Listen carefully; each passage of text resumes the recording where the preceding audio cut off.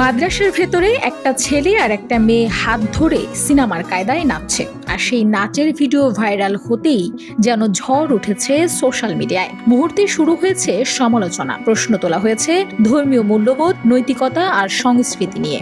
অনেকে এটিকে সমাজের অবক্ষয়ের উদাহরণ হিসেবে দেখাচ্ছেন। কিন্তু একটু থেমে যদি আমরা আমাদের চারপাশে তাকাই, তাহলে কি এই একই রকম দৃশ্য আমরা অন্য কোথাও দেখি না?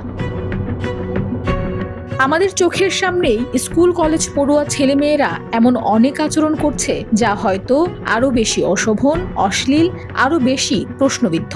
অথচ সেসব ঘটনায় আমরা তেমন প্রতিক্রিয়া দেখাই না, বরং সেগুলোকে আধুনিকতা বলে স্বাভাবিক করে ফেলি। তবে কি মাদ্রাসা বলেই এত সমালোচনা?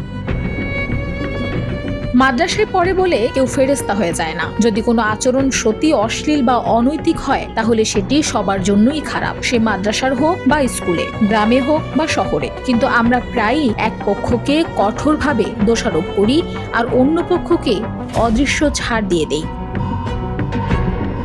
সমাজকে যদি সত্যিকারের সভ্য করতে হয়, তাহলে আগে আমাদের নিজেদের মানসিকতা বদলাতে হবে। সমানভাবে ভালো মন্দ বিচার করার অভ্যাস গড়ে তুলতে হবে। তবেই আমরা পাবো একটা সুস্থ, সুন্দর এবং সভ্য সমাজ। Desk report, Bangladesh bulletin.